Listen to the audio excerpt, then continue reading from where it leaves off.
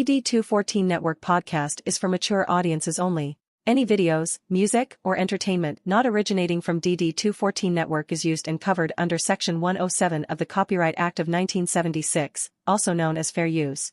Opinions expressed are our own and do not represent any DoD or U.S. government entities as a whole. This podcast is for entertainment purposes only. Viewer and listener discretion is advised. You are no longer alone now, because we have you.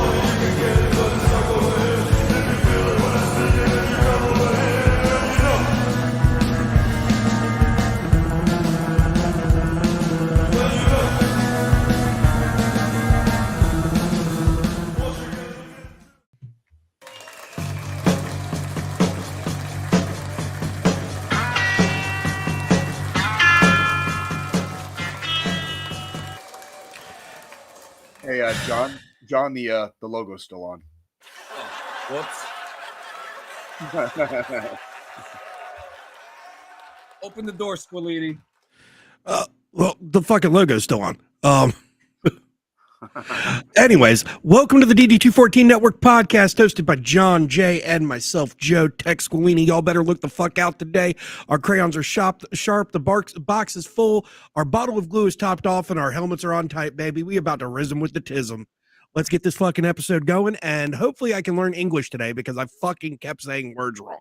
Well, English gooder, gooder, Joe. Well, you almost, like the New York almost came out of you. I heard you say shop. Now, quick question: do you guys still see a logo on your screen? Because I don't see it. Yeah, the Jay's Roadhouse thing is like dead ass center. Now it's gone. Now it's gone. I had to delete it. I'm sorry. You're fine. I don't know what happened. I have no idea, but it's okay. We're here. What's up, Whiskey? How you doing? Love the name, by the way. So, big fan. So, I just want to point out, Frenchie, how you doing? I just want to point out something. So, obviously, as part of our opening credit scene, we've got the that ever so harmful and disastrous hot nuts in my mouth. This past Monday, April 7th, was 2 years since that episode aired. That's crazy. It's been 2 years. I still been 2 fucking years since that episode aired. I still ain't shit right. No.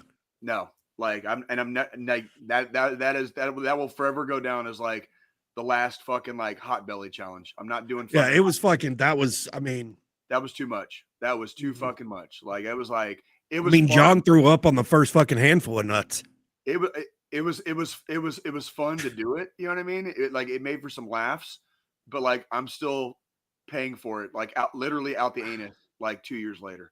Like, yeah. I periodically have to go back and rewatch that episode, at least the last 30 minutes of it, because I don't fucking remember it at all. Dude, we blacked out. We fucking blacked out from the fucking pain. Straight up. Yeah. Like, that's like, and again, children, we're trained professionals. Do not try this at home. Trained jackasses, you know. Trained retards. Are we allowed to say that on the internet now, or is that not okay? It's still kind of taboo, but I mean, look, I think so. We've talked about it before. I mean, I guess it just depends on the context and the situation of it, you know, right? We're not exactly being derogatory saying it like that, I guess. Yeah.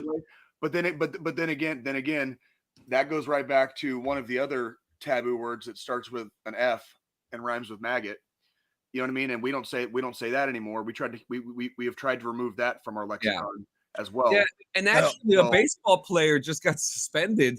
Yeah, for calling a fan that, and his baseball jersey sales went through the roof like the day after.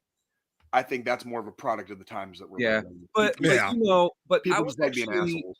from that situation. I actually like, I like reading comments. I like to have a good laugh. But there were a lot of people that were like, "Oh yeah, I'm part of this community," and I wasn't offended by that. It was just an annoying fan that he just so happened to call that. I've known enough people in the LGBT community over the years. I know several that don't mind that word as long as it's used in certain contexts. Yeah. You know what I mean? And that's kind of like it's more like how you use it versus like if you use it. So it's a cultural thing. It's a societal and cultural thing. Yeah. That's the thing. Like if we're gonna say that word's offensive across the board, why don't we cancel the Brits and for me, removing certain words from my lexicon, I did, if for nothing else, just it made shit easier. I don't have to worry about offending anybody. If it never comes out of my mouth, I don't have to worry about offending anybody. Period. Yeah. And it's just that much easier. I just feel like that because I've had this talk with the homie from the dungeon too, how some words are just, especially like depending where you come from too, depending how you grew up, there's just some words that some people are just highly offended by right now that it's hard to get out of as what you would call your lexicon. If any of y'all travel down south and you want to stay safe, do not ever refer to an African American as boy. I can just tell you that right now. That is a big one. And I that's just anywhere you don't want to do that. That's true too. It's different. It's very different out west. I promise you. I didn't realize that was really. I didn't realize that was a thing until I got into the Army. No shit.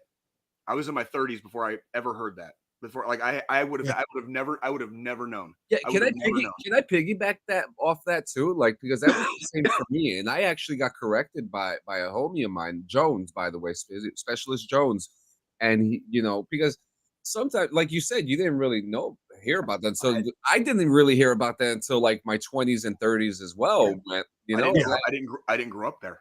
You know what I mean? Like, and the context was we were playing around. We were doing like a game or something, like some competition or something. It was like a PT thing, and it had just come out. Like just shit talking. Not in any way. And he was just like, "Hey, like this is how we take this where I'm from." I was just like, "Oh, okay." Well, I mean, because you got to think, I'm in the South, so like, I know how that's taken by that community, by the community, and it's definitely it's a taboo word here, even though it really might not mean even it's taboo here because of the past and pre-Civil War era and slave ownership and stuff like that, because they were referred to as boys. During that time frame. And that's what makes it taboo, where if you go out to the West Coast and you call somebody your boy, you're just calling them your boy. Or like that's what I'm used to. I played baseball, and talking shit. Oh, let's go. You know what I mean? Like talking shit to each other. And that's just something that we were used to. And it's always good to adapt with the times, but it's good to adapt with the times, but it's also to remember that there are certain things that people are over exaggerating about as well, too. Well, sure, yeah, and not every taboo is going to necessarily be a big deal to everyone, or politically correct, or being politically correct, or any of that stuff. It's like that. I mean, it kind of falls in line with like that's why we have a disclaimer. No matter what we get on or carry on about for about 90 minutes every week on this show, that's exactly why we have a fucking disclaimer. That's like because we don't always know. We don't always know in the process of like the shit talking that we get up to here, if we might accidentally say something offensive. Yeah. John's had to bleep me out a couple times. You know what I mean? Like I had to do the same to myself. Yeah, and we don't always realize it. We don't always realize it when we're in the middle of our banter.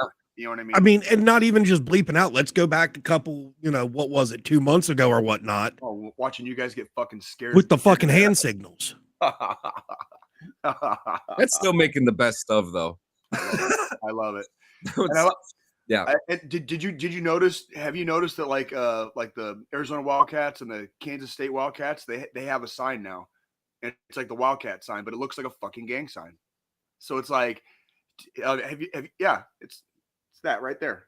And what is it? You know what I mean? Like, and that, Yeah. but that's they're doing it at the fucking college. You got college kids and fucking soccer moms and alumni in their 60s. It's Throwing up fucking gang signs. It's a sign of the times. It's just like it's the culture. Oh shit. The culture changed. The culture changed. I want to say something too. And you know, when we do talk about this, it's not the fact that we don't want to censor it or Right. I think I'm trying to say this right because I want to make sure that I'm clear when I'm saying this. Like, it's not that we're trying to like block it out from existence, you know? Correct. We're trying to respectfully make sure that we're not crossing a line. We self-censor. That's it. Yeah. We're not we would never allow somebody else to tell us what the fuck we are or aren't going to put out for content. Yeah. However, we will self-censor if we feel like we've done something or made a misstep or accidentally touched a fucking landmine. You know what I mean? Like, yeah, we're gonna correct it. We're gonna correct it, but we will do that on our fucking own.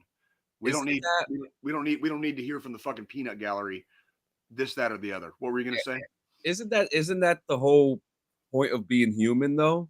You know, learning, you know, because taking accountability and responsibility for your own fucking actions. Like, yeah, what a goddamn concept. Like, yeah, you know, shocked. Where it's like we're fucking adults or something. You know what I mean? Because even the average 20-year-old is still figuring it out too. Yeah. Well, and that's where I learned a lot of my hard lessons. That's like, I can tell you that right now. I've always, for all time, your friendly neighborhood Jay has had a fucking mouth on him. Okay. Yep. So, yeah. Like, I'm talking going back to the playground in elementary school. Like, I've always had a fucking mouth. So it's like you learn real quick what you can get away with and what you can't when you have a mouth on you. Yep. I love what my wife said. Having to watch what you say can be exhausting when you were raised in the time when everything was fair game. Yeah, and I think again that just goes back to, you know, it's almost like situational awareness. Like, where are we right now as a culture? Where have the times where have the times gone? You know, and what's relevant and what's not relevant now. You know what I mean? And you just have to kind of keep up with, like, you know, like, remember in the 80s we would always say shit like rad. Yeah. You know what I mean? Oh yeah. In the 80s, they used to say weird things like tatas. They used to be like, well, yeah. That's like I was yes. I mean, you know, we're talking about words that aren't okay to say nowadays and shit like that. Not that the word was ever okay to say. There was one time I caught myself, I was live streaming on my Twitch channel, and I caught myself say the F word. Oh, like the one that rhymes with maggot. Yeah. Yeah, that I still, and that's what John has had to edit me on a couple times. Like, and I really quick, I went offline and I removed the VOD from being up. And I personally refused to go live for like a week just to kind of, in case anybody did catch it and was pissed off, to kind of let things calm down before I went back live. Because that's not, you know, there was something, I think I was playing Fortnite with the guys and we were getting shit on, and finally we just started fucking kicking people's asses and it just fucking slipped. Yep. Old Call of Duty fucking lobby fucking language came out. Yeah, shop talk and all that. Like, for me it's, and John can attest this, it's when I get like way too amped up and or angry. If I get if I get angry and amped up, that word sometimes slips. It still slips. I would really feel bad for the one person who doesn't want to hear all those words, and they're sitting in a room with a bunch of active duty soldiers getting ready to go out on a mission, because you know, like, holy shit. We were just talking. Some of the boys at the watering hole. We were just talking the other day about shop talk and like field, like what, like the kind of conversations we would have in the field. You know what I mean? So between me starting as a mechanic and being attached to engineers and then going over to the infantry, I heard it all. I actively participated too. You know what I mean? Yeah. Like I'm like, let's be real. I actively participated. So I'm not going to pretend to be holier than thou here. Yeah. You know what I mean?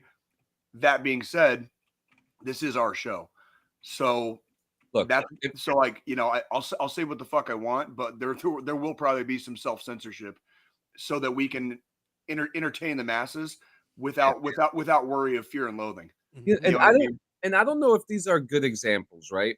I have two examples. We have Robert Downey Jr., right? And I'm using these two examples because people know who they are. Okay. Can you imagine if they leaked our AIM chat room combos? Forget it. We're cooked. Oh, fuck. Someone's got them in the system. I mean, they're probably on like the Wayback Machine, you know, somewhere. They're probably tucked away somewhere. Listen, the Wayback Machine has been my best friend the last couple of weeks due to this whole Paradise thing, so I feel that.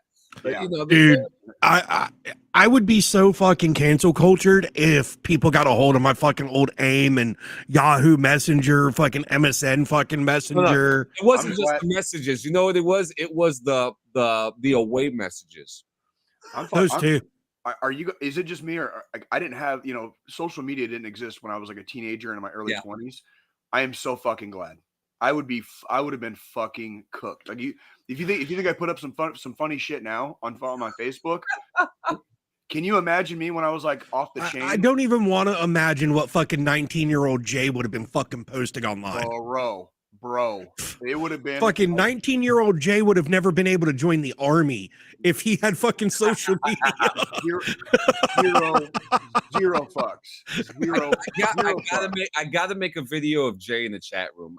I'll play Jay I'll play 19-year-old Jay. I think I could get it off. Oh my god, I'm telling you, dude. I'm just glad. Like, I think the first thing I ever got was like MySpace, but that didn't come around. I didn't do that till like 06, 07, I want to say. Yeah. I got my Facebook in like 2009 and that's it. And I got rid of the MySpace. So like now my only footprint in social media is an old ass fucking Facebook. That's it. That's all I've got. You post some great pictures there, actually. It's every once in a while. Every once on top of some of the other stuff, you know. There should be like a time photographer following you at all times. You know what I mean? Because you do have some moments, you know. I swear to God, I'm a magnet for chaos. And so if somebody would just follow me around for like a week or three, you'll end up with content. Yeah. Like just for me existing. Literally just for me existing. Like I don't even have to do anything. Like the world and the universe will just show up at my door and be like, hey Jay, fuck you. You know what I mean? Yeah. Like, I have a humorous anecdote to tell about this week whenever we get around to it. But let's get on to this week then. I mean, if I usually don't start up, I'll start off this week. It was a cool, busy week. It looks like the Paradise stuff is actually dying down now. There is no news, so that's a good thing. In the fallout of the Paradise stuff, a new game has been revealed. Now check this out. Now you guys know I play GTA RP, right? Mm-hmm. Yes. So the developers of the CFX system, 5M and GTA RP, they got 25 of them got together, and they created a system that's not GTA, where you can build your own server, make it the way you want, have your own rules, holds 1,000 people a server. You can have a Western, you could have a modern city, you could have an anime city. Your server could be all animals. Like everyone could be an animal, like any way you want. You know, people are calling this. I think it's the last thing we need is a server full of furries. Yeah. Careful, you're gonna get us canceled, dude. You're gonna fucking there you go. Fucking sue me. Fucking hurting everybody's fucking. I'm sorry. Is it actually hurtful to say the last thing we need is a server full of furries? Like, is that really? I'm just kidding. Like really, Jay? Is that because you're a closet furry? Is that why you're so butthurt about me saying that? Yeah. Okay, first off, no.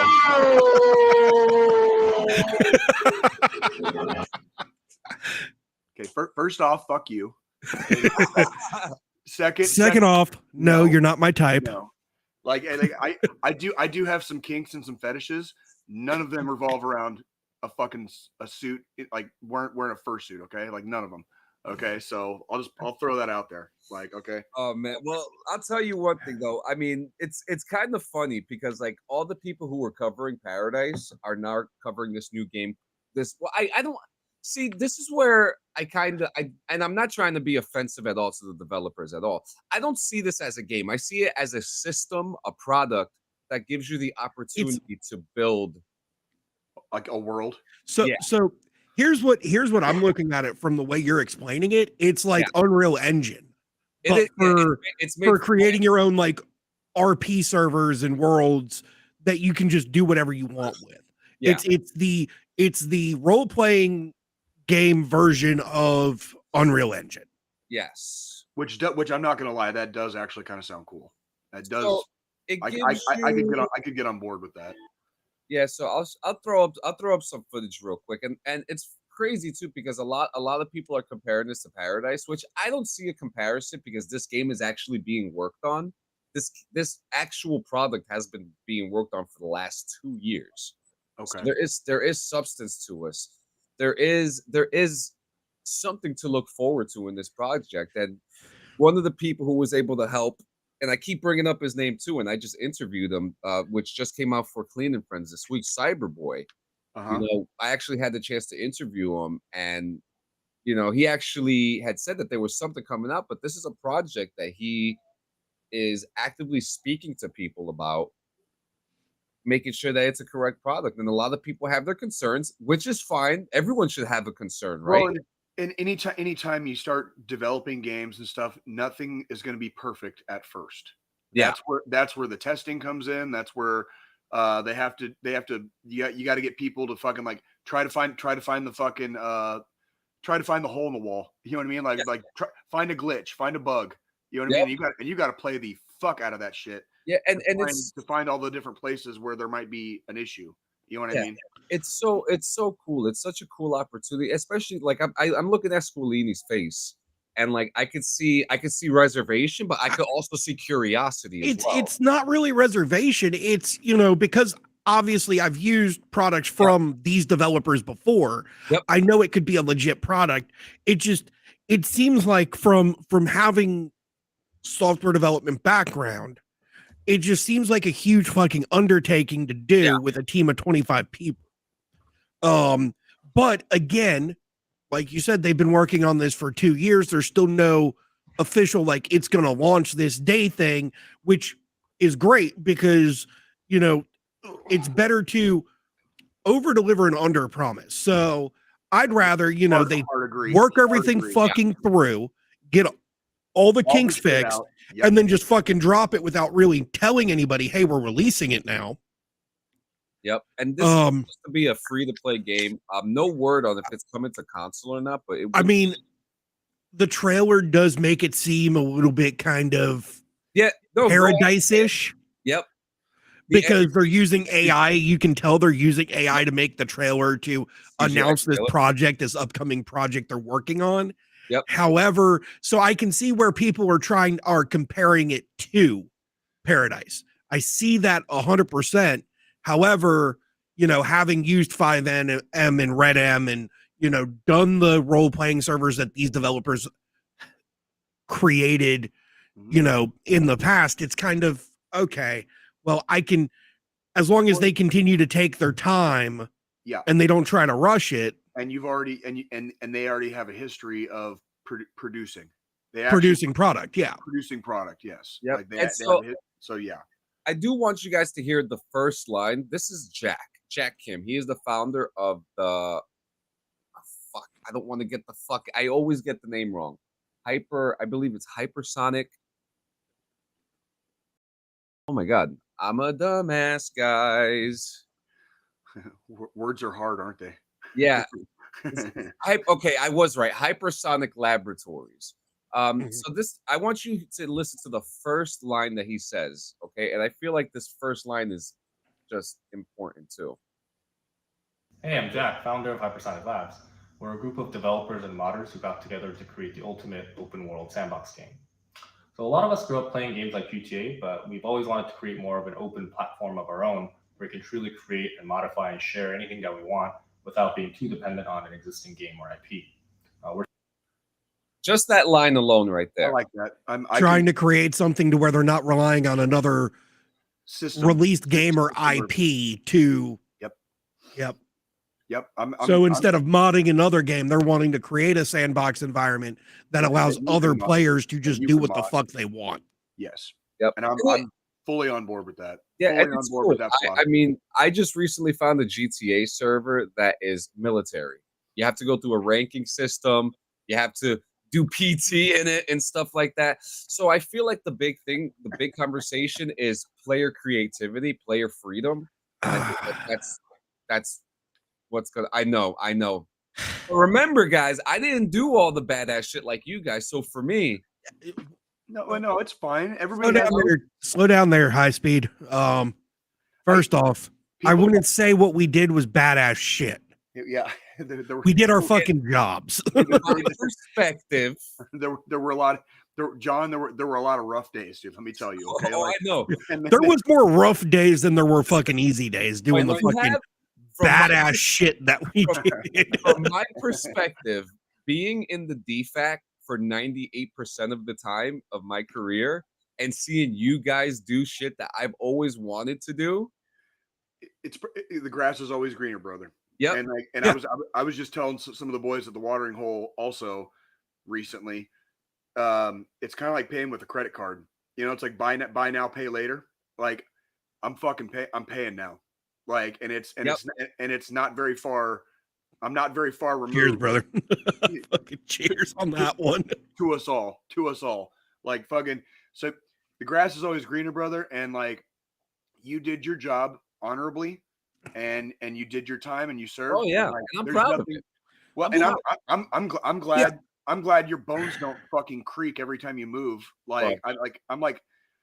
I can't wait till the fucking like the eventual cliff is gonna come, and like you're gonna see me like on crutches 1 week, then a cane, and then probably a fucking wheelchair, and probably all within like 6 months. You know let me break this down to you, John. This is how bad it is, and obviously I'm the youngest out of the three of us. You're only like a year and like 3 days older than me or some shit. But still, I'm still the youngest. I have to wake up 2 hours before I have to do anything in the morning. Because if I don't wake up 2 hours early, I'm going to be late to whatever the fuck I need to do. Yep. I've gotten so old that I have to use teeth whitener for my teeth. Well, that's normal. That's okay, that's not getting old. That's just fucking giving a shit. Yeah, that's personal hygiene. That's personal hygiene, bro. Like that's just fucking basic fucking necessity. That's not being old. That's like wiping your ass when you freaking use the restroom. You know what I mean? Like it's just part of the deal. I'm telling you, get a bidet. I want one so bad. I really need to. So bad. I've been doing a lot of research into it because my other buddy that lives in KC, Jay, my buddy Mike that lives up there, they remodeled their bathroom and they installed a bidet, and he's like, dude, you have to. My ass has never been fucking cleaner. That's friend of the podcast, Mike J from Running with Scissors. Yeah, like he swears by it, and I believe him. You'll save money on fucking toilet paper this way. Oh God, yes. Because it shoots a pressurized stream of fucking water at your butt to clean it off. So question: Does it feel like your asshole's getting licked?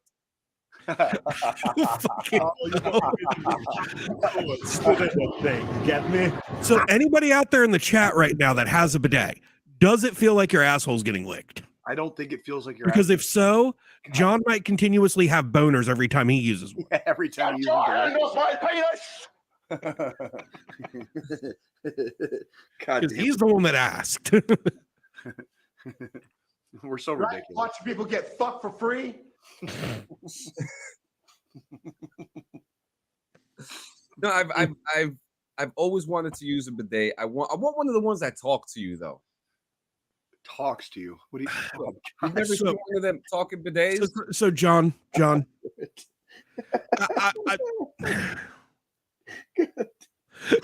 Frenchie, he'll never leave the fucking bathroom. What the fuck do you want it to say, John? Like, seriously, like, if it's talking to you, what do you want it to say? Here's John's dream. Here's John's dream. Oh, yes, Jonathan. I love the way the corn tastes. I love the way the corn tastes, but that's the thing. I don't eat corn. Well, they'll find tell you something. one thing. I got something here. Hold up. I don't know. Let's see if this Your shit tastes like pizza. A tough cowboy recounts his first time using a bidet. I know one thing more surprising than a rattlesnake bite. We've been on a long haul full of Angus steer coming up north from El Paso. But there in the middle of the prairie, I saw it. Madame Bouvier's House of Rejuvenation. Went into the water closet, as those Europeans call it. And I said, Dale, you get in here. I think I had a little too much of that whiskey. I'm seeing double. There's 2 toilets and one's a little bit crazy. Can we hang you now? I was given to understand that these were my last words. You said several words. I will cut you out there. A tough. Oh shit. Oh shit. Frenchie, fuck. He wants it to whisper sweet nothings while it power washes his asshole, obviously. This man, I swear. You married it. I'm in it now? You married it? I'm in it? Yeah, you married it. What's up from the dungeon? Good morning, D. Oh my fucking God, I said Wait, what did Frenchie just say? Oh my God, I said he. I didn't call you it, I called the bidet. Oh, she called the You bidet. want me to call the bidet he as well? Yes. Oh, this is hilarious. This is No, hilarious. no, because here's the thing. So Black Mirror just came out this week, right? And this is a great transition from talking bidets to, the possibilities of what There's AI. some things you do not want to have smart home technology built into, and your toilet is one of them. They need to make a Black Mirror episode about a talking bidet. I'm telling you, it would be great. But Black Mirror just came out this week, right? And first off, what a great season, 10 out of 10. I'm gonna say it right now. I'm not gonna spoil. Is the whole season out? The whole season's out. And 2 of those episodes are movie length episodes. And they are fucking awesome. But the theme of this season is accepting AI and the possibilities of it. But they don't, but they don't go crazy. Like it's not like like bidets whispering sweet nothings while they power wash your asshole. Yeah. Good morning from the dungeon. And so what's very interesting, I mean, they did a really good job because they didn't go extreme with it. They weren't like, oh yeah, here's AI, here's the buildup, and now it destroys everything. Like, no, the 6 stories that they give you are powerful stories of people who get consumed with the technology, the technology that is presented towards them. Absolutely. Yeah. So this is I have nothing else to say about the show because you have to watch it. If I say any more, that's it, But it was a great season. It was a great mind bender and a great finale to one of the greatest Black Mirror stories that have come out, the USS Callister. So I've still yet to watch any of Black Mirror. It's pretty good. I haven't seen a lot of it, but see, there's some episodes that I've seen where I was like, holy shit, that was pretty good. I've got to start watching this shit when y'all talk about it because obviously I watched Yellowstone because y'all fucking talked it up. Fucking loved Yellowstone. I've now watched 1883. Finished that this past week. Now I'm on 1923, and I'm already on season fucking 2, episode 3 of 1923. Look at you go. Look at you go. Get your dude, get your fucking tissues ready, dog. Like straight up. Honestly. Dude, I was bawling like a little bitch at the end of fucking 1883 when what's her face fucking died. Because I done grew attached to that fucking character. My wife's over there shaking her head.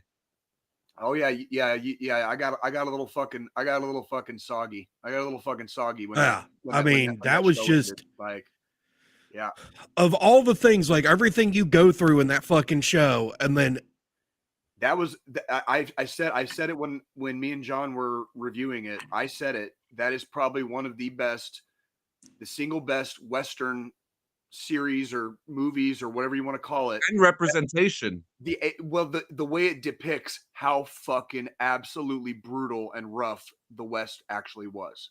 Yeah, it was fucking brutal out there. And Jay has agreed with me on this. If there was any depiction of the Oregon Trail, it was that. Oh yeah. And the Oregon Trail was fucking 50 years goddamn before that. Yeah. You know, you're talking like, imagine how much worse it was back then. 1883, there was still some semblance of civilization here and here and here, but you had to make it here and here and here before you fucking got to it. Back in the 1830s, 1840s, there was fucking nothing all the way to California. Yeah. There was shit in California. There was nothing on the way. Now, 1923, man, it is.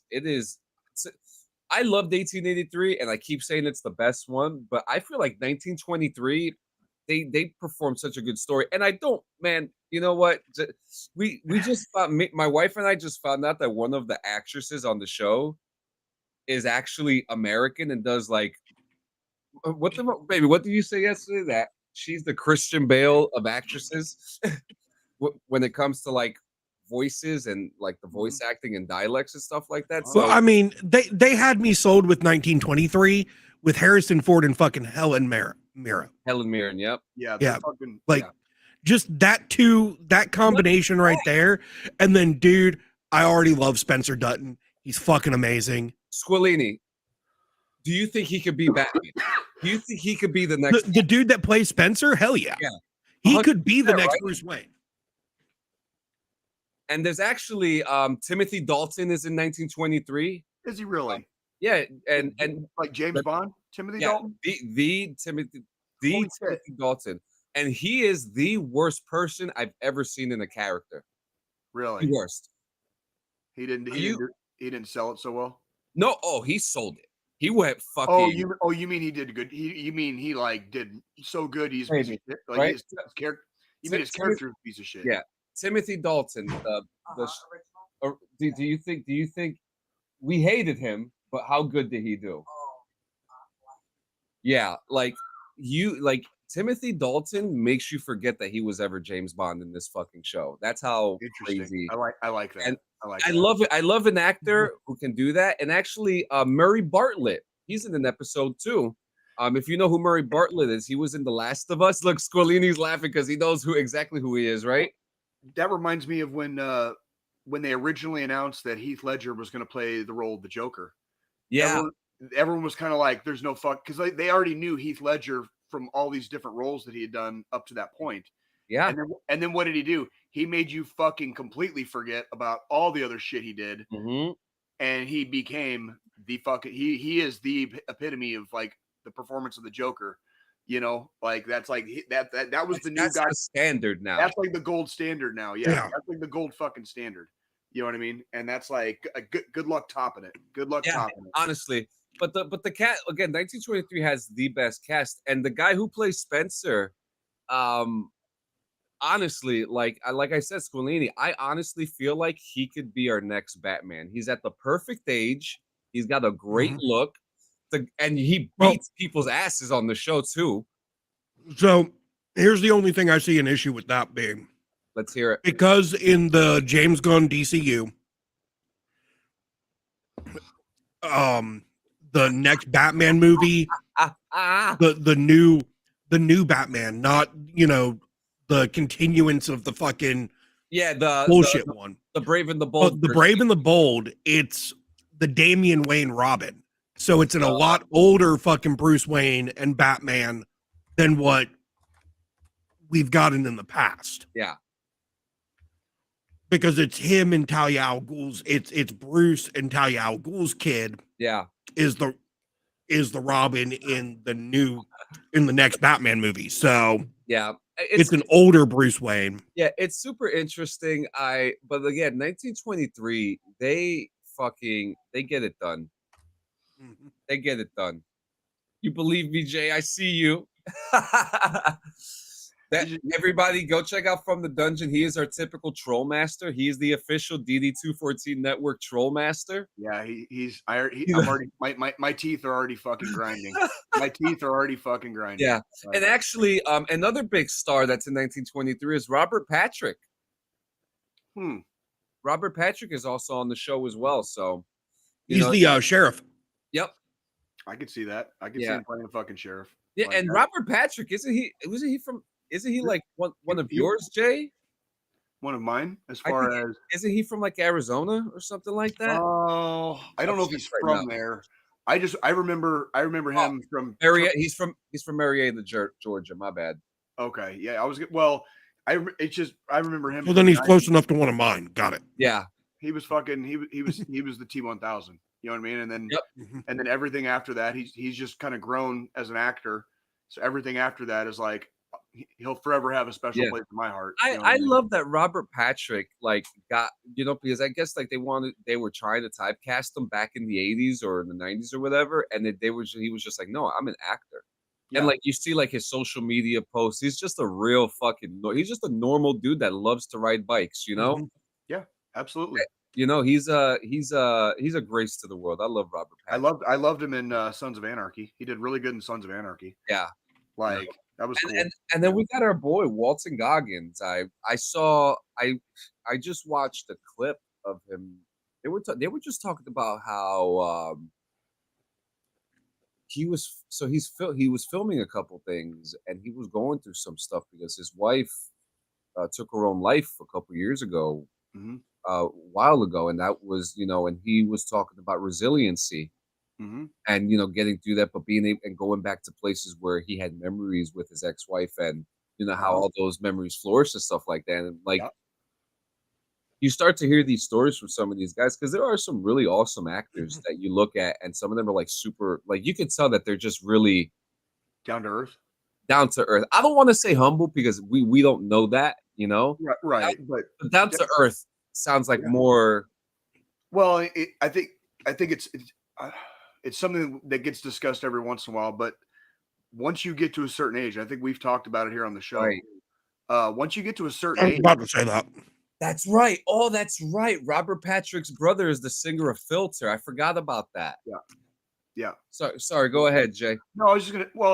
Once you reach a certain age, I would say somewhere between mid 30s and mid 40s. Once you start encroaching on middle age, no matter who you're around. If you're around somebody in your peer group, in your age group, everybody has been through some shit.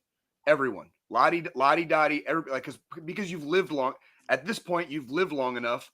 Everybody has their own traumas. Everybody's had some nasty shit fucking happen, either through their own control or not, or without any of their control. Shit just happens in life, and you survive it, and you move on, and and you keep moving down the road. But by the time you get to 35, 40, 45, it doesn't matter who. Everybody's been through some shit. We're I'm getting to the age now where I have a lot of friends from my peer group back in Arizona that have already lost their parents. And it's kind of a terrifying thought. We don't like talking about stuff like that, generally speaking, but it's the truth. I've got plenty of friends that have already lost both of their parents, if not, and many, many more have already lost one. You know what I mean? And that's what I'm saying. It's it's one of those things where that's just part of the deal now. That is just part of the deal. You know what I mean? And it comes for us all. So the life experiences, once you reach a certain age, everybody has something in their fucking rucksack. Everybody. Some people's rucksacks are heavier. Some people's rucksacks are lighter, but everybody's carrying some fucking weight. That's right. Everybody. Yeah. No matter how good or bad or whatever you are, irrelevant. Everybody's carrying some weight. That's rant over. Yep. So, well, what else you guys got? Joe, did you do anything this week? Because I'm dying to tell this story, dude. Did you do anything this week? Just normal shit. Nothing really special. We did last night because the kid's with her over at a friend's house this weekend. She'll be home in a couple hours. Okay. So me and the wife last night, we watched Craven the Hunter. Oh, Jesus Christ. Wasted your She time. wanted to watch it. I was like, whatever, and I stared at my phone 90% of the time. I was gonna say on a scale of 1 to it's a piece of shit. How big of a piece of shit was it? So like, I will say that the one thing that I did like was the way they did Rhino in the movie. Okay. Where so in the past when we've seen Rhino, like in the end of what was it, Amazing Spider-Man 2, where it was Paul Giamatti fucking as Rhino in the big mech suit. Yeah. I don't remember. Like, but this time, like the way they did Rhino was cool because it was actually like he had some kind of experimental right here treatment done to him to where his skin got hardened into the consistency of like rhino fucking hide. Right. So it's like, so if he gets shot, like he's not gonna, the bullets aren't necessarily gonna fucking. And like he has to wear like a backpack with some kind of tube attached to him to where it's not visible. And then if he detaches, he turns into fucking a gray fucking rhino with fucking a horn. Interesting. That was pretty cool because it was more real, like it was more comic accurate than what we've seen before. I was just gonna, and for some characters, it works better than others. For some, not all. And I'm glad that if there's one good thing out of Craven, that sounds like something I could get on board with. You know what I mean? Like, and more comic accurate. You know what I mean? They did change up kind of like the backstory for Craven a little bit with this movie because this was more an origin story for Craven. It wasn't really a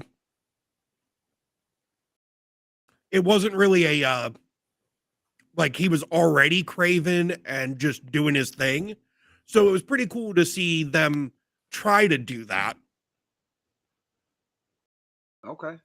Whether it was really successful or not. You're a braver man than me. You're not going to catch me fucking dead wasting my goddamn time on that movie. So you're braver than I am, dude.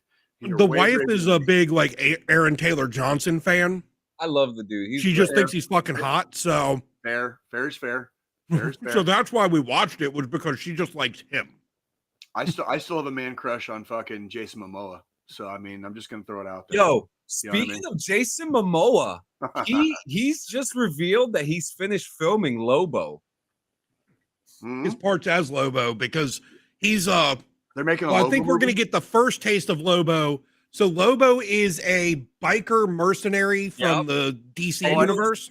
He's a huge fan of Lobo. I know who the fuck Lobo is, bro. He gets into a fucking knife fight with Santa Claus, dude. Because he's gonna be he's gonna be like, I think from what I understand, Lobo's the main antagonist in the Supergirl movie that they're filming. Yeah. I think if I'm not mistaken, in my closet, in my fucking comic in my little comic box, I've got 2 of them. There should be Lobocop, should still be in there, if I'm not mistaken. I still have Lobocop, where like he becomes like RoboCop, but it's Lobo. Lobocop. So it's like I must have missed that fucking that issue. It's fucking dude. It's worth every penny. Fucking look it up online. Order it off Amazon. It's a one-off. It's a single issue. It's a one-off, but it is fucking worth it. It's so hilarious. Fucking Lobocop. Well, that's like, what was it? Justice League Unlimited, the animated show from the early 2000s, when Lobo came in to try to join the fucking Justice League. from the dungeon, I don't, but I actually have a few that probably should be now. I have an entire set of a character called Sleepwalker. And if I'm not mistaken, there were only 33 issues. I have all 33 issues I have like the entire series. So I would never sell any of them like singularly. I would probably sell it like as a complete set, basically. Yeah. Do you guys want to see a funny clip about a situation that Jason Momoa had with Lobo? Yes, absolutely. Sure. This was during press for Minecraft.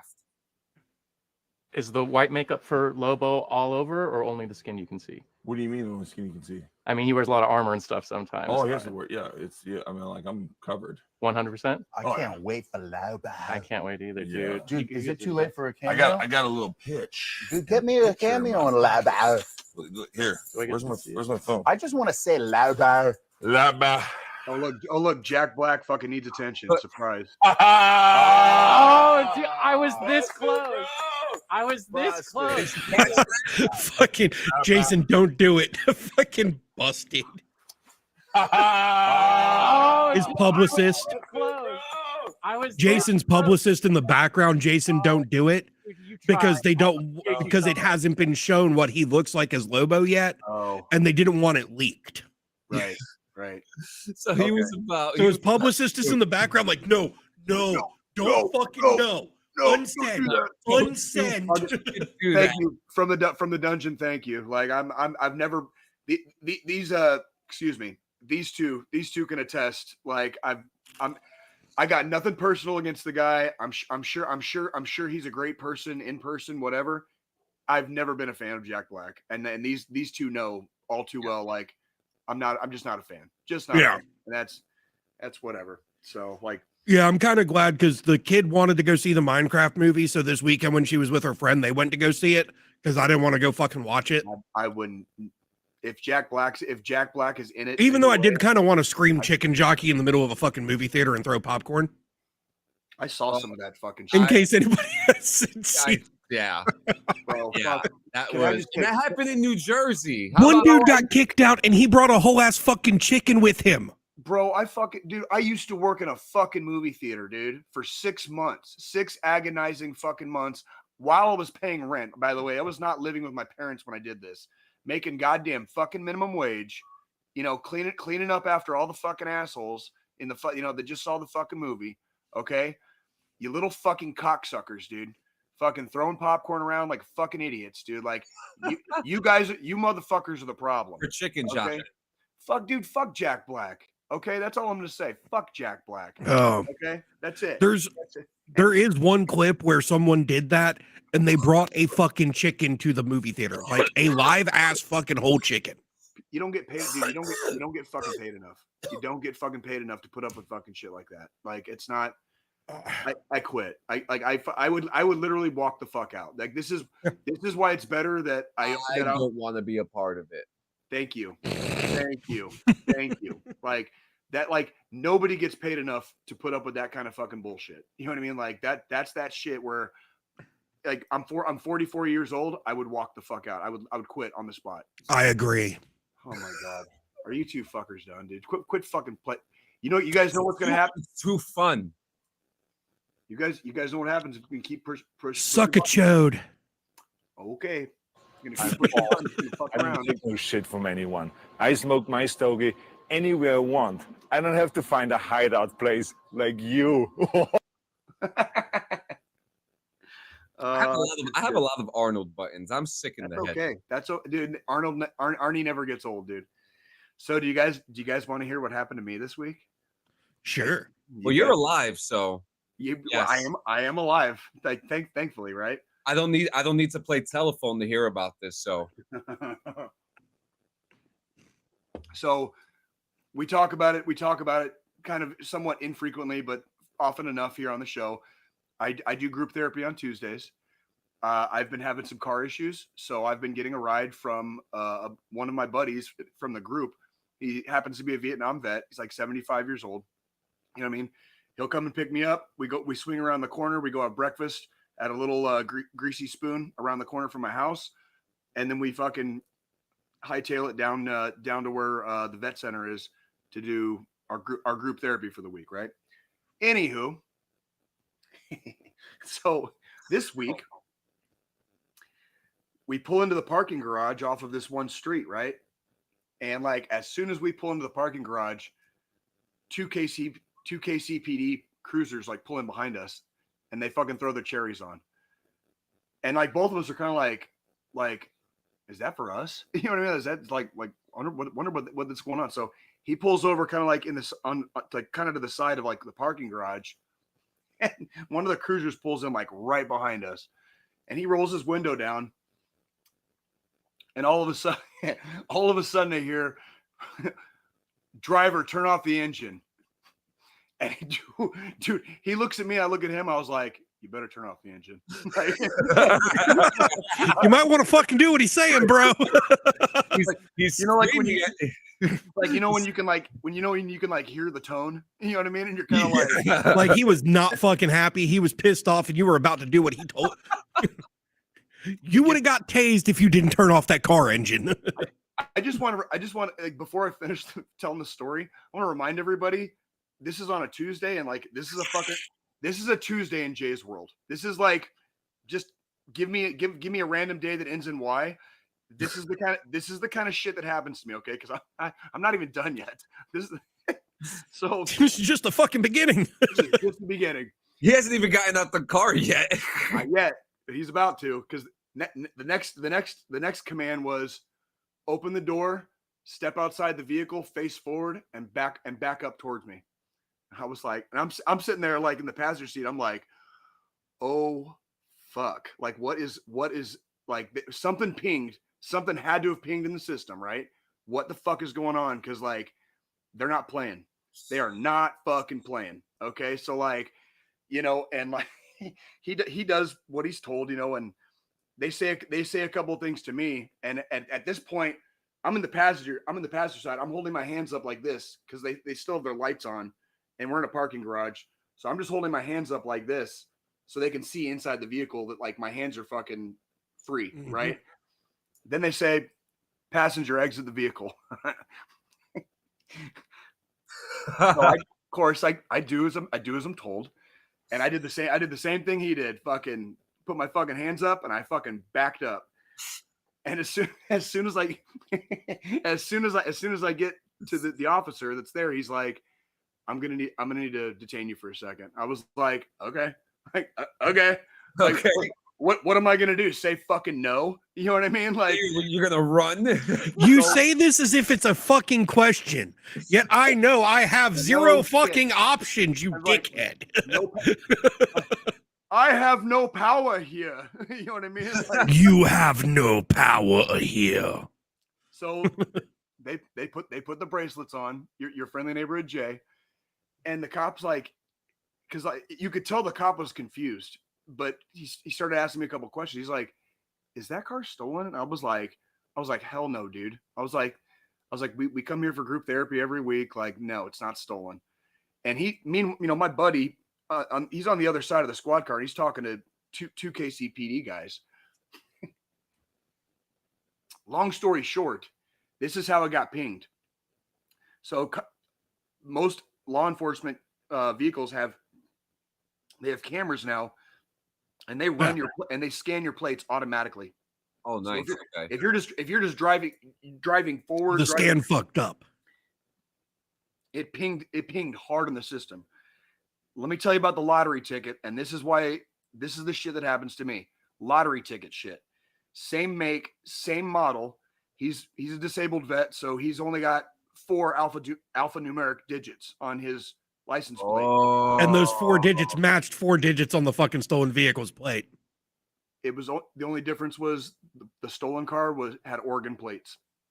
His obviously were Missouri plates. Missouri, yeah. So same make, same so it pinged basically 3 of the 4. So no shit, it fucking pinged hard. And like so your boy got put in cuffs, and then I got released. Right, no big deal. Oh shit. Yeah, I'm sitting there in handcuffs, just waiting for them to figure out like what the fuck. This is democracy manifest. So like you know, I got to play catch and release. You know what I mean? Like they got to play catch and release with your friendly neighborhood Jay, right? we continue on. We go and park. We're getting ready to walk into the building, kind of joking about it. And I looked at him. I was like, you know, it's kind of funny. Today was only like the second time in my entire life I've been in handcuffs. And you should just remember when I like was throwing up the gang signs and your guys' faces like dropped. He looked at me with this like look of like shock. He was like, "You were in handcuffs?" and I was like, "Yeah, dude. Like, you know, like, what would you do?" It's like, well, it's like they didn't put him in handcuffs. Oh like, shit. It's like it's a 75-year-old dude. Like, come on. But then when Jay gets out of the fucking passenger side, they gave Jay fucking bracelets. It's like, if you were the police officer in that scenario, what the fuck would you do? Yeah, I'm putting cuffs on you too, buddy. Yeah, I'm cuffing your ass. I mean, I'm not gonna fucking lie here. We're not taking chances here, kids. Okay, You look like you could run. Not only could I run, dude, I'm like 6 foot, 200 pounds of fuck you if I want to be. Jesus Christ. You know what I mean? Like that's like no shit. I would put me in handcuffs too. Yeah, You know what I mean? in another world, Jay would have. Yeah, There was a time. I knew nothing was wrong. My buddy's a great. My buddy's a great dude. But He fucking looked at you like, wait, you were in handcuffs? Like, they had you in handcuffs? And I looked at him, I was like, yeah, dude. Like, come on. What would you I've stood next to fucking Jay. Yeah, I've got about 115, 120 pounds on him. However, he's got height and a little bit more reach. I was gonna say I got a little bit of a span. So I'm gonna take the wingspan away from him by putting him in fucking shiny new bracelets. if you're smart, you fucking will. Goddamn right, dude. I ain't fucking stupid. If I was a cop and I fucking pulled over and Jay's tall fucking lanky ass fucking got out the car, nope, cuffs. We're just fucking. I'm gonna go ahead and put you in cuffs right now for my safety and your safety. This is for everyone's safety. And the funny part too is, like I said at the beginning, I heard the tone, so I knew they were on. They thought they were recovering stolen property, so they weren't going to take any chances. I still don't know because I backed up. I didn't look at anybody, so like I don't know if they had a hand on their hip or if I already had a goddamn gun pointed at me. I couldn't tell you guys. I couldn't fucking tell you guys. All right, but wouldn't be the fucking first time. Jay wasn't taking any chances. He was not looking back. He was following fucking orders, and he was keeping his hands like this so they could see every fucking one of his damn digits. Now, depending on situations, sometimes they will have their weapons out drawn, right? Goddamn right. And like I said, when I heard driver shut off the engine, I knew they weren't fucking playing. Just by the tone, I was like, "Oh, I've done detainee operations. I know that tone of voice. That's a do not fuck with us voice." Yep. Do not fuck with us because we will fuck hard. We'll fuck back and we'll fuck hard. You know what I mean? Like it's and I was like, your boy Jay wasn't gonna fucking test those waters. Okay. He was not gonna test those waters at all. Like it wasn't the time or the day. If I was Jay, I would have looked at my boy and been like, you got secrets? Because you should probably let them out now. That was the funniest part. Is like the entire time I wasn't worried. This was not one of those like I'm hanging out with one of like the homies and like, dude, do you have a warrant? You know what I mean? Or something like this dude's a fucking 75-year-old Vietnam vet just had fucking back surgery. You know what I'm saying? Like, yeah, he's not fucking running from the cops. He's not fucking doing stupid shit. He ain't. It was a glitch in the system. But that's how the system works. That's how the system I will go ahead and say this right now. And this is the thing where at least you and your vet buddy here have cool heads on you, because knowing how other people in this fucking world are, they'd have got him fucking misflagged. They'd have started mouthing the fuck off. Yep. And then we'd have had a fucking news story because a cop shot somebody. Because here's the thing, from prior law enforcement background, I can also inform you, they had fucking guns drawn when they had you guys get out the fucking vehicle. Probably you didn't look, which was a good fucking call. I will say that was the smartest fucking decision you've probably ever made, Jay. I've done eyes front, hands up, fucking walk back slowly. That might have only been the second time I've been in bracelets. That is far from the first time I've had fucking guns on me. It's far from the first time. So I mean, because when you don't have a gun to play back with, it's not a game. You lose. You lose. Said the plates for the stolen vehicle were Oregon plates. So at this point, they're thinking, this car is fucking. They had to go through the system to see what, because he was talking to two officers on that side of the cruiser. I was still on the passenger side with the dude that was behind me, and I could tell they started getting confused. So they were like, "What is?" They're like, they knew something was wrong, but obviously they detained me because I'm clearly more of a threat than the poor old bastard that was driving the car. The poor old bastard wearing a fucking back brace that just had surgery. So you could tell there was a little confusion. I told him, I was like, we come here every week for fucking group therapy. We're going to the vet center every week. We take the exact same fucking car. This isn't, Well, and then fuck, and the dude thanked the cop thanked me afterwards for being compliant. I'm sitting there thinking like, what was I gonna do? You know what I mean? Like I'm not gonna fucking try to get shot. What the fuck do I? I'm just trying to go to therapy. You know I've got what I mean? 3 fucking combat tours under my belt. I've been shot at enough. I'm not trying to get shot at fucking stateside. What the fuck do I look like? Yeah.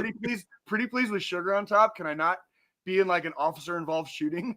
like is that too much? That'd have been fucking one hell of a news article for me, and I can just see it now. That if that didn't play out the way it did, me and John doing this episode today without you because you got fucking shot, and us having to explain to the audience why Jay's no longer with us. It's like why or why Jay's in the fucking hospital, like handcuffed to the fucking bed. You know what I mean? Like Jay's in the hospital in a vegetative fucking state because he took a fucking round to the spinal cord. Jay's mugshot would be the episode cover. That would be funny. It would be it would be slightly humorous, if not ironic, because of how hard I actually do try to like be a good boy. You know what I mean? Well, I mean, if we want to use mugshots for fucking podcast covers, give me 5 minutes. I can pull my own. Oh, please. I would love that. So we got two major things to talk about. I want to save the veteran stuff for last though, because it's a big topic about like service animals and our friend Doc Shop. But one thing that we didn't touch upon, and from the dungeon, if the Xbox news is not them saying that they're going to die out, then it's not news. Xbox is over with. But the Schedule 1. And if you guys don't know what Schedule 1 is, it is a crafting simulator game where you make drugs and sell them. Okay. It has over 450,000 players. It is a smash hit right now. Okay. From the dungeon. They're dead. They're dead. Xbox is dead. Now, Schedule 1 is very popular. We all like, I mean, personally for me, I like my simulators. This game sounds great for kids. Oh, absolutely. Hey, that's what they said about GTA, right? Yeah. You know, and actually I actually had a great conversation about that with Cyberboy too. But anyways, the Schedule 1 is the graphics look a bit cartoony, but you have fun with it, right? You make weed, you make meth. Have you played it? Have you played it? I have not played it. For some odd reason, I've been kind of reserved on it because, you know, when I see everybody playing something, I'm kind of like, you know, it might be overhyped. I'll give it time. Like sit back and wait and watch. Yeah. So now, holy shit, Spolini.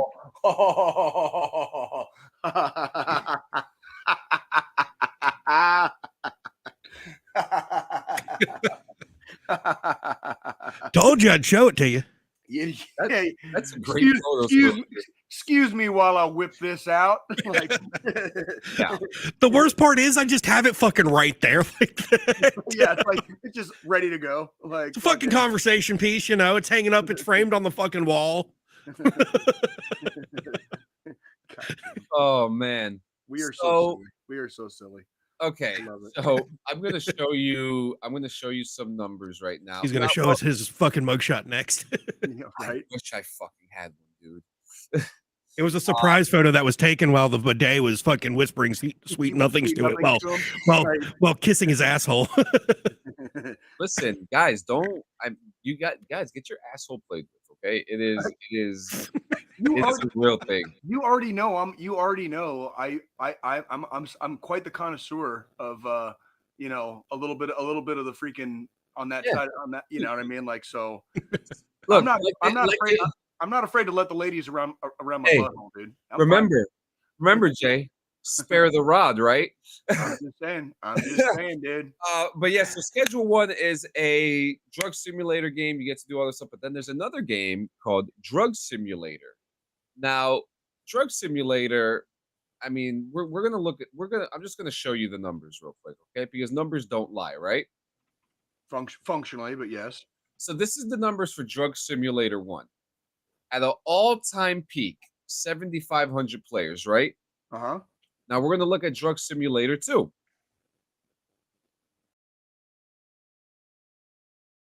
9,126 all-time peak. Okay. Now we're going to look at Schedule 1. Are you ready? I think I see where this is going. Go ahead. 460,000, basically. Yeah, that's quite a bit. So the numbers are huge. Schedule 1. I'm trying to think because I think I've got somebody. I know somebody that's been playing this. Yeah, I know. Images for the game. If you want, I'll pull up footage. You can. I'm okay with that. Of what? Schedule 1, right? Yeah. Oh, oh yeah, that's right. I gotta watch that later. Mysterious shooting of Weezer bassist wife. I know you guys heard. I heard about that. That shit's crazy. Don't run out of your house fucking trying to shoot people that the cops are chasing, kids. Yeah. Just like again going back to like don't fuck with the cops when the cops are doing their business. Yep. That's part of it. Don't run into your backyard playing fucking Yosemite Sam. Okay. Oh yeah. No, I've got a buddy that's playing this fucking game. I can already tell you just from looking at the Sorry about that. Okay. You're good.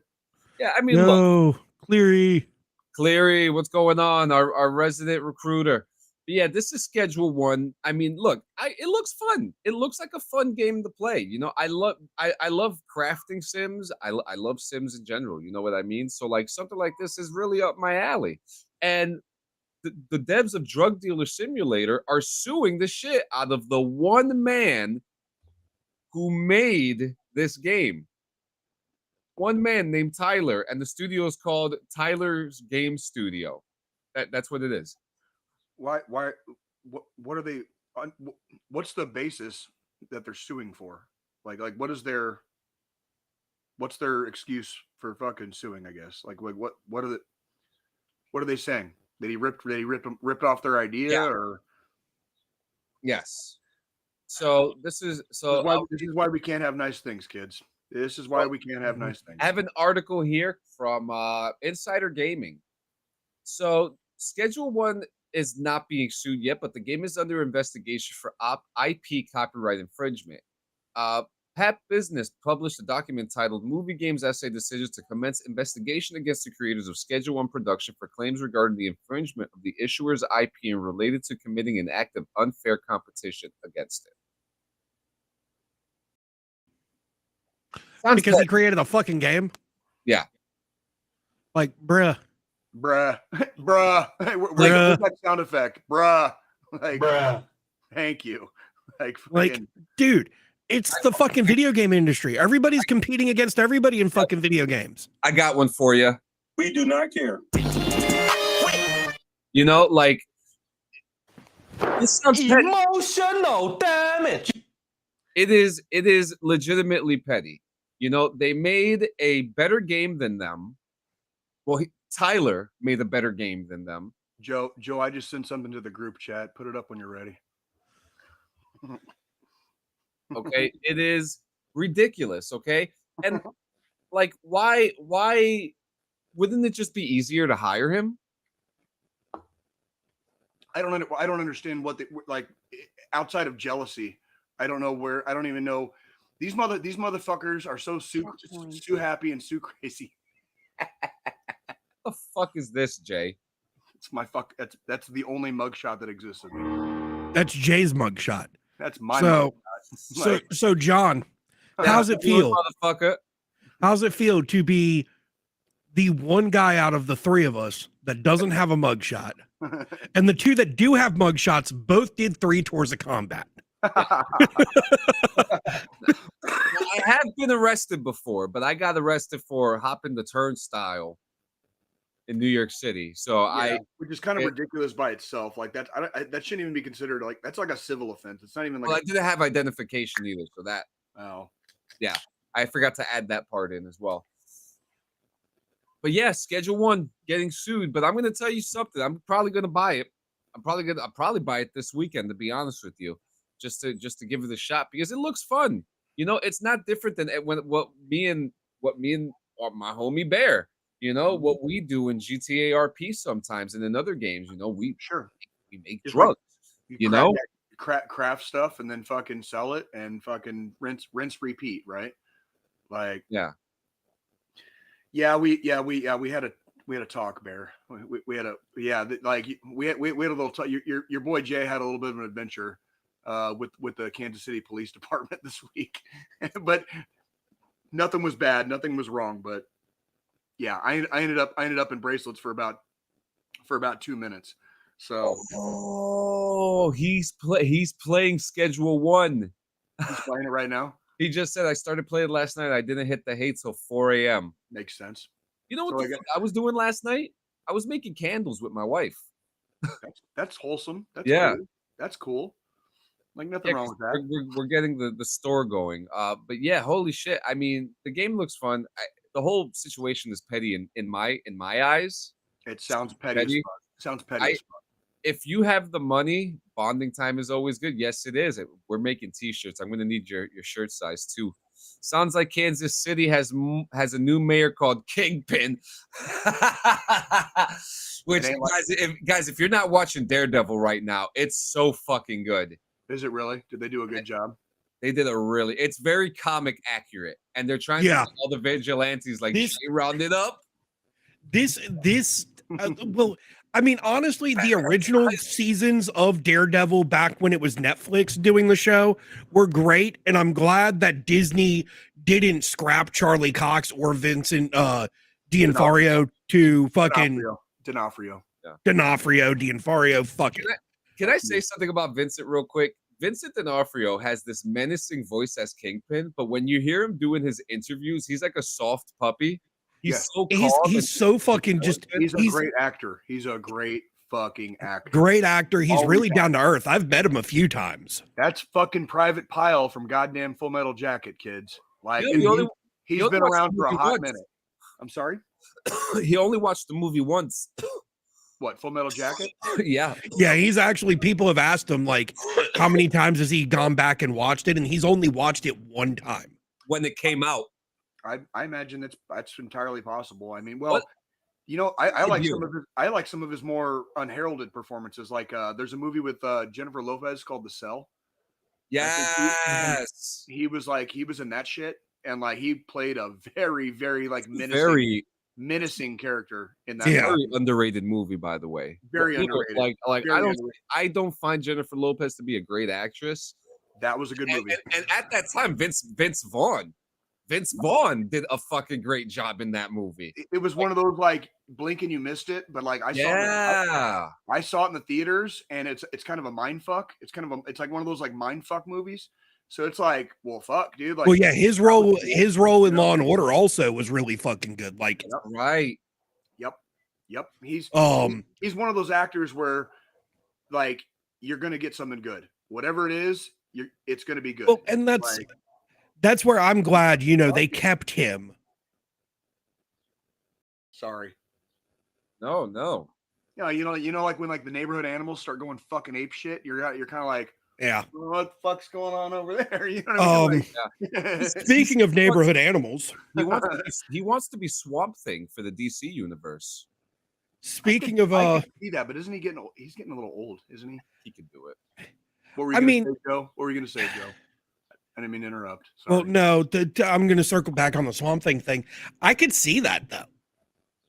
Yeah. I mean, yeah, he's getting a little old. However, he's a big dude. I could see it. It'll work. I could see it working. But speaking of neighborhood animals, last night I about had to shoot a fucking coyote on my back porch. You did, or you were about to? I was about to. Holy shit.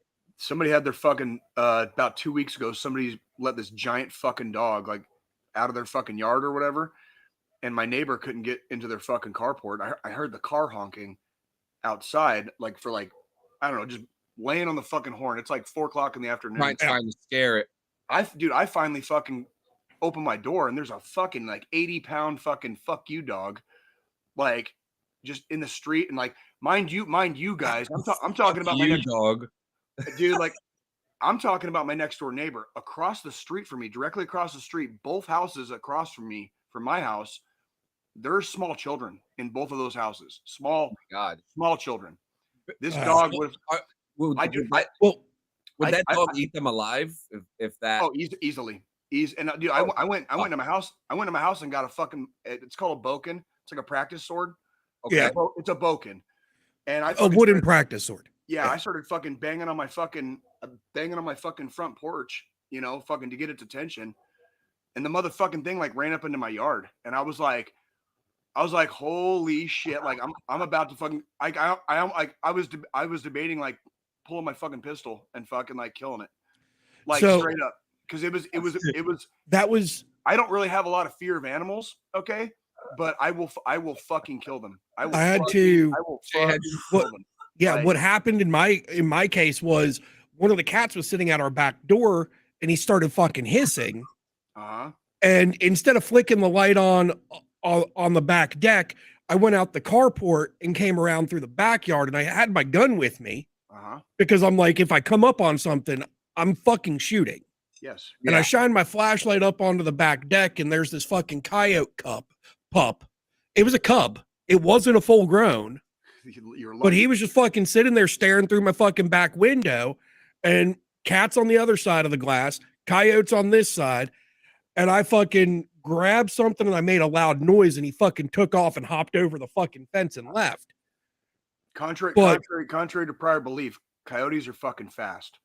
They are fucking. I've seen a coyote chase down and kill a rabbit in Tucson, and like they're way fast. Coyotes are way faster than the Roadrunner. Okay, I know. No. It's not about being trigger happy. We're talking about menacing fucking animals. Like it's a fucking animal. Like and that dog, which the law would be more compassionate with the shooter too in a situation like bro. that. Well, and the thing is, I don't like the thought of fucking opening fire in my fucking neighborhood and then B killing a fucking animal. Okay, but well, I don't either. And my thing is, here's my thing. I live in a residential area. There's tons of fucking little kids in the area. Kids. It's that coyote poses a threat. I'm not going to feed it first off, because then it's just going to think food and stay in the fucking area. And I'm going to come back.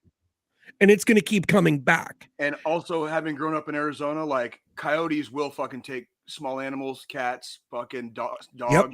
They'll snatch them and they'll be gone. That's the thing, DB.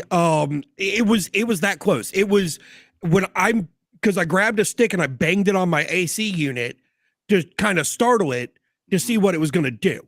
I already had my pistol was already fucking unholstered. That's exactly what I did. Because if there was two scenarios that could have played out, coyote ran off or coyote charged at me. Coyote charged at me, coyote would have gotten shot. Bink, bink.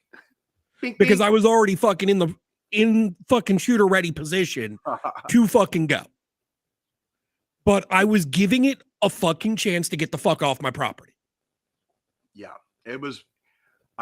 I'm Next time I see it on my property, though, I'm not gonna give it a chance. I know a lot. I know, and I have a lot of friends. Yeah, for real.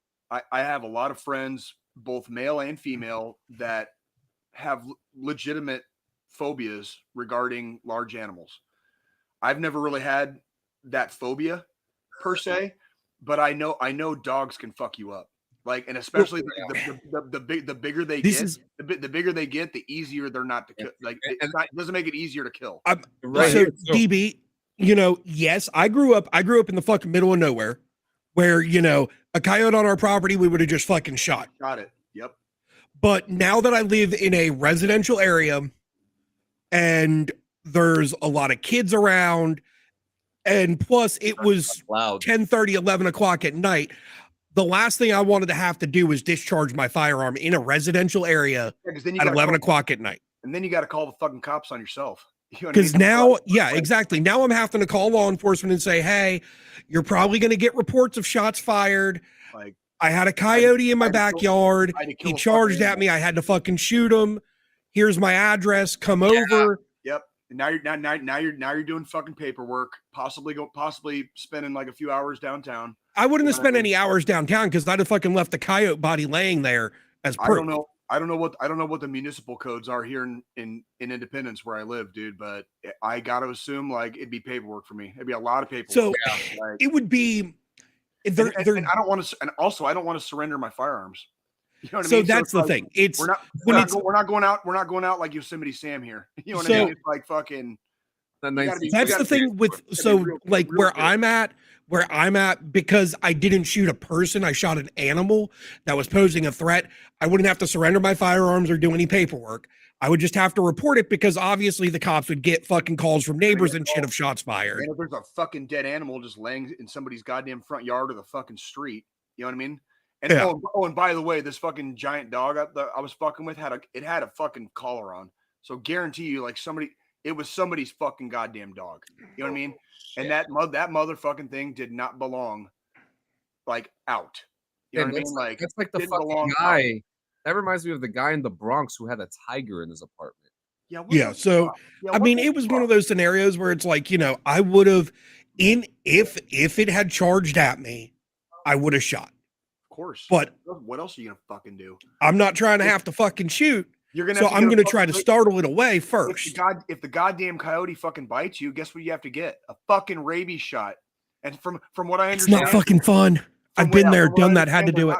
They're not fun to fucking get, from what I understand. They're not fucking fun. There it is. The cops here in Texas are and that's ending. That's kind of the same way here where I'm at, DB, is, you know, cops are super fucking understanding.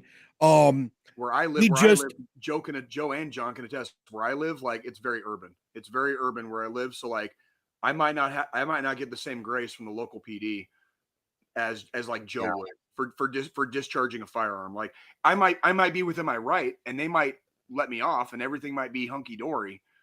But there's a lot more to answer for where I live than like where Joe is. You know what I mean? And the thing is, there's always there's smart things to do in these scenarios. Like if I had to discharge my firearm last night to shoot this fucking coyote, I would have called law enforcement, cleared the fucking gun, sat the gun down.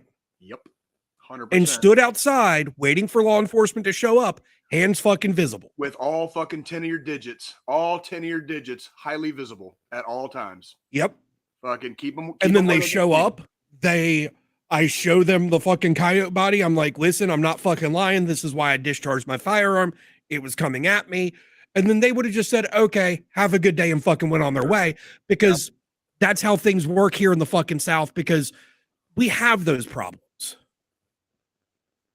Yeah. Yeah. Well, I'm going to be perfectly honest. Missouri is pretty lax when it comes to firearms and like everything's legal here. Everything is Missouri's kind of like Missouri's permitless carry, so you don't even need to go get a CCW. No, but there's a big difference between them being okay with you having weapons and you discharging them in a fucking neighborhood. Yep. Yeah. You know what I mean? Like there's a big, and then we got to talk about things like going back to our Army days. What's your backdrop? What is behind? What is behind what you're shooting? What is behind whatever I'm aiming at? The backdrop is whatever's behind that. What if I miss? Where's the bullet going if I miss? Is it going into the ground? Is it going to go into a fucking house across the street? Is it going to go across a meadow and fucking impact, like 50 meters away? I don't, like that's that shit you got to think about, but you only got about fucking 0.2 seconds to think about it. So it's like, it's one of those, like, don't play if you're not coming for fucking, don't play if you're not willing to fucking go all in. Do not play if you're not willing to go all in. You have to. It's like one of those. It's one of those things where, like, just don't play, kids. Just don't. When the officer says driver, when the officer says driver, shut off the engine in that voice, do what the fuck they say. Don't play. Just don't. And that's why. That's my fucking everyday carry around right there. Hornady critical defense, it mushrooms out. It's not going through a fucking wall. It's going to hit its initial target, mushroom, and fucking stop. Because mine are slugs, so they might. Because living in a urban area, you do not want to use an FMJ. Yeah, I don't want to go forward. I don't have FMJ, but mine are slugs, and they very well might go into a fucking house. You know what I mean? Like, that's straight up, like, just being perfectly honest. This, in an urban area, this is a fucking range round. Yep. You do not want to have this for fucking home defense or anything like that, because it's gonna fucking go straight through target A into fucking God knows what fucking else. That's why I don't utilize my M4 for home defense, because I can fire through fucking walls with it. Literally. Yeah, it's and to answer DB, it's 9. From the dungeon, you can't post links on the chats at all. We don't allow that. Sorry, buddy. Former LSU, only to prevent people, because I don't, especially with the things that are going on with me. If you post it, we don't want no one getting from the dungeon. That's totally not your fault. That's like one of our personal policies here. Is we don't allow links. It won't work unless we put them up, and that's we haven't had a lot of issues over the years with it, but we've had a couple where people have tried to troll us, if you want to call it that. And so we it's a blanket policy to just kind of keeps the riffraff out. Keeps the riffraff out. So we got to get out of here soon, but we do have breaking news. Former LSU wide receiver Kyron Lacy passed away Saturday night in Houston at the age of 24. Played 5 college seasons. Oh, dude. And had declared for the 2025 NFL draft in December. Well, that hurts my heart. Was it a car wreck? Was it like? Fuck. Is it just now breaking? Is this like breaking? Like it just came out? 2 hours ago, it's just coming out. Does it say anything about car wreck? Was it domestic? That shit fucking breaks my heart. Like 24, dude. Like that's young. So I don't. Young. So the cause of death is not immediately unknown, but the first thing that they're mentioning here is that he was accused of causing a crash that killed a 78-year-old man in December. But all they're saying is that they have found him dead. They haven't said anything like that. God damn, dude. Well, that sucks. DB knows who he is. He was supposed to be a G coming up. Damn, that's horrible. Now we do have some triggering stuff here. And this really goes. I mean, this happened to one of our veteran brothers, Frank Shupp, Doc Shupp. He has been a guest on the show. A little background and context of him. Himself and a group of other people work with Nightlife Entertainment and the New Jersey Veterans Network, which provide services to veterans who are struggling. They've helped me before. You know, this isn't a sponsorship or an affiliation or nothing. These are just veterans doing good by veterans. And our brother in uniform, I'm going to throw a picture up with his dog, Shadow. Great dog, by the way. More Doc Shupp. So, and this is for everybody who also has a service dog too. This is not just a veteran issue. This happens to a lot of people who have service animals. But in this specific situation, combat veteran goes into ShopRite, tell him he can't come in with it, that he needs to leave the dog in the car. Okay, they told him he needs to leave the dog in the car. Now, we do understand that some companies have a grievance with animals because maybe some of them shit on the floor or they're pissing, but service animals don't do that. In general, service animals are supposed to be fucking trained. Exactly. So. And I have another conversation to kind of piggyback off this too, because there are people out there who are fucking it up for people who actually need service animals. Yes, there is. That's probably why certain companies have those fucking policies to begin with. Mm-hmm. Don't come in with a goddamn emotional support parrot, you know, and expect people to give a fuck. You know what I mean? They told our boy no. Okay, and I know he's not the only one that's gone through this, because there's a guy here in my town that has a service pony. You know what I mean? But for motherfucker, just say a service pony. Listen, for whatever reason, you know, he had that's his service animal. But whatever helps, I guess. Whatever helps. And the service animals, the pony's not shitting all over the place, you know. It's not. I would certainly hope he's not trying to go fucking grocery shopping with it too. Yes. What? We've seen the pony a couple times at Okay. You never see it through the window, Okay. the guy fucking walking with the thing? I'll shut the fuck up. Like that's. I know not everybody can be a fan of dogs or whatever, but the original intent of a service animal is supposed to be an animal that can be commanded, and is, you know what I mean. That's kind of a part of what the assistance is there for. Yeah. It's like, so ponies are cool, but they're not dogs. You know what I mean? Like, and like same with a parrot or a badger or a fucking ferret or whatever. Like, if that's your thing, that's cool. But like, that's probably part of the reason why Doc Shupp didn't get to go grocery shopping with his service animal. Yeah, and it's truly a damn shame because there are laws that help. They're supposed to help with this. If you guys ever looking for other veterans, VFWs usually have a decent amount of good people. One in the same. Oh yeah, Jay's locked in. I'm a life member. I'm a life member of the VFW. Like, we'll have a conversation about the VFW like on another show.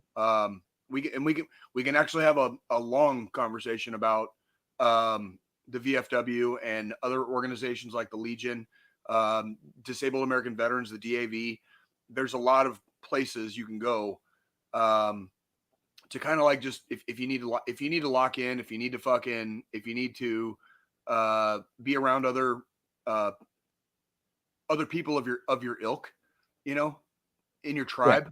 If you need to find people that are in your tribe, there's ways to do it, and we can have a long conversation about that probably on a different show. But yeah, that actually, if I'm being honest, like, is that not what we are sometimes? It's just an emotional support fucking animal. Like, we're just like these big lumbering fucking apes, and we like grunt and fucking burp and fart a lot, but like, yeah, you know what I mean? But for some reason they love us. For some reason the ladies love us. So we're lucky bastards when they do. Yeah, we're really lucky bastards when they do. So where are we standing with this situation? Like, how do we? If it's a dog, I don't even know if they were allowed to tell him no. If it's a dog, I don't even know if they were legally allowed to do that. Like, to be perfectly honest, if you're gonna make a blanket statement, no animals allowed in the store, then you are going directly against like, you have to have like wheelchair access, right? Yeah. You know, you're supposed to have like wheelchair access, handicap parking. You know, you're going against the grain of you're providing a service and you're providing a product, but you're telling a specific percentage of the population you're not welcome here. You're not welcome here. And I don't think even in the even in the current administration, I still don't think that's legal. I don't think it's legal to do that. Yeah, I don't think so either. And I think the only thing, it's very discriminatory. I think the only thing they can ask is proof of service animal. I think that's really it. That's my understanding too. Is that they can't ask what your specific disabilities are. They can ask what is the animal for? Like what is the animal doing for you? What does the animal, what service does the animal provide is really the extent of it, because there's no official like paperwork.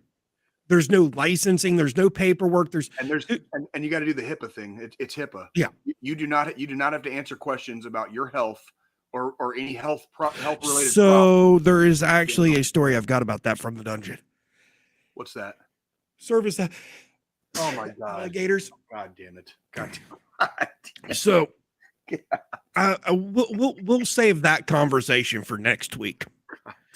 Can I go watch the Royals play, please? Yeah, we're at the end too, but I do have information here. What you got? Under the Americans with Disability Act, service dogs are legally allowed in all places, including grocery stores like ShopRite. Staff cannot require documentation or proof of training. They can only ask two questions. Is the dog a service animal required because of a disability? And what work or task has the dog been trained to perform? If your dog was a trained service animal, not just an emotional support animal, they cannot be refused entry unless the dog is out of control and handler doesn't take effective action and the dog is not housebroken, which that's, you know, that should be standard with a fucking goddamn service animal. That should already be fucking standard. You know, I know plenty of people that have, you see the service dogs for people that have like seizures because they can fucking predict the goddamn, they can smell it. They can smell it coming. So they know when their owner / handler is about to have like a fucking grand mal seizure. Yep. You know what I mean? It also says here that, and you know, I will tell Frank Shup this. There might be a case. You know, you could file an ADA complaint, and you could talk to the civil rights office. Your state, like it even says here, that your state may also have disability rights protections beyond federal law. Yeah, hit up the fucking ACLU for that. It's American Civil Liberties Union. Like, fucking hit it up. Like I got. You're not gonna. Yeah, I'll shut the fuck up because that's. It kind of gets it really kind of gets my goads. You know what I mean? Like it's like hearing about. You know, we all have our experiences, like we discussed earlier. Yep. We've all been through some shit. We're all carrying some weight, and then when you get told something on top of all the bullshit you're already fucking wading through, it's like swimming in fucking oatmeal, and then you just get some dickhead that's like, no, you can't, and it's like, the fuck do you mean I can't? What do you mean? No, fuck you, dude. You know what I mean? Like, yes, I can. Fuck you, but you can't. In a polite society, you can't fucking do that, right? In a polite society, you just have to fucking swallow it. You have to fucking swallow it and walk away and fight the good fight on a different day. Because, thank you. Swallow it. It's only your dignity. Suck it. It's only your dignity. Suck it. Okay? Like, anyways. Get your hand off my penis! It's always got to turn sexual, doesn't it? Yeah, I mean, because it was getting a little. FBI, open up! God damn it! I thought I was the one in handcuffs. You're the one getting jumpy. It's like, careful, everyone. John might fold under pressure. Okay, like.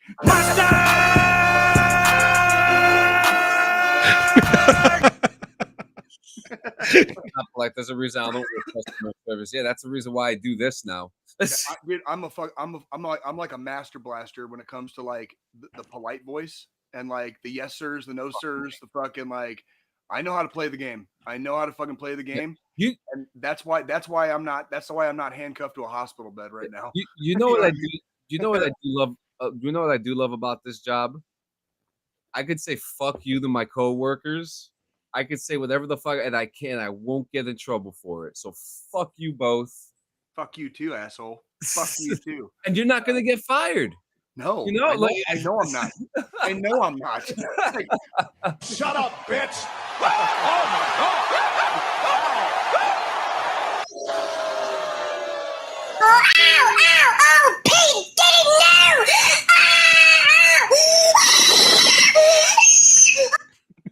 Are you guys done? Are you guys done? Yes, coming is by having sex with a woman and coming. Do you suffer from a lack of a father figure? Do you have clinical depression? Have you ever accidentally broken your mom's favorite coffee cup, and when she found out you did it, she tied you to a bed and spanked you with a metal spatula? If you said yes to any of these things, I don't care. And to keep it a bean, no one cares. Oh my god, we are terrible human beings. There is no bathroom. Yeah, go in the pail. Go in the pail in the corner. Okay. Oh man, but yeah, guys. We always get. Why do we always get the craziest before the final thought? It's the energy. It's we got to do the last emotional dump. Yeah, it's like by the time we get to the fucking final thought, it's like we've kind of run our course a little bit. The humor I have with you two would never fly with my wife, so I have to just get it all out before we fucking end the episode. Once a week. Like I'm gonna say cock 6 more times before I don't have to. You know how hard it is not to fucking press those buttons when I'm in fucking meetings at work. because I have all those fucking readily available. I don't know how. But I have to keep reminding myself I'll get fired if I touch them. Don't push it. Don't push the button. Don't push the button. It's funny because like I don't know how my wife hears the buttons sometimes because she can hear them like this one. Oh my god! Oh my god! She's fucking laughing right now, and it's like sometimes she'll be talking, and I'll be like, you know, and just like talking while we're talking, and just out of nowhere I'm hitting buttons. It's like it's always a show. It's always at least Frenchie has a fucking sense of humor, so you know that's why you're not dead yet. No, listen, she's killed me 6 times already. We're good. You know, I'm just gonna start following around my wife with the fucking like mushroom growth sound from Mario, and every time she starts getting on my nerves, just fucking hit the button. Make her seem like she's getting taller. Oh my god! Yeah, there you go. He put on the Hitler speech in English on his soundboard. I'm sure people were saying it makes sense. People are fucking crazy. People are fucking crazy. You motherfuckers are gonna give me a stroke. Don't give me, please. Can we wait? Can we wait one more week? This is why we have policies. This is why we have policies. You know what's actually funny? Before we get to this final thought, because we have to get to it. I was doing a Paradise stream, right?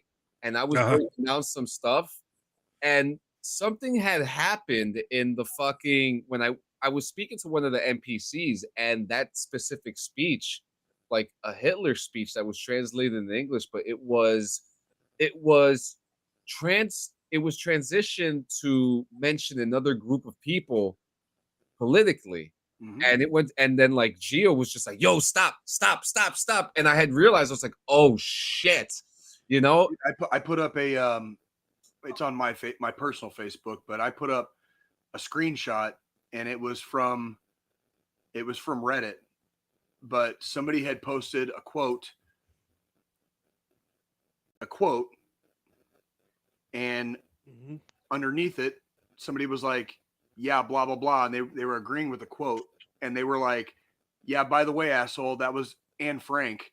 And that's what she was describing when they were fucking rounding up the Jews in fucking goddamn, what was it, the Netherlands? Was she in the Netherlands? Was it Netherlands or Denmark? Where was Anne Frank? Whatever. The quote was what she was experiencing. It was an Anne Frank quote from her diary, and the immediate following quote was fucking Amsterdam. The Netherlands. Yeah, that's the Netherlands. Yeah. Okay, so it's like, and it's like, yeah, motherfucker, you're like agreeing with this shit. Like that was fucking from Anne Frank's fucking diary. Like read some fucking history, folks. Like don't be fucking, just fucking read. Exercise your goddamn fucking brains, please. Just exercise your fucking, when the cops say fucking face forward and back towards me slowly. Fucking face forward and back towards them slowly.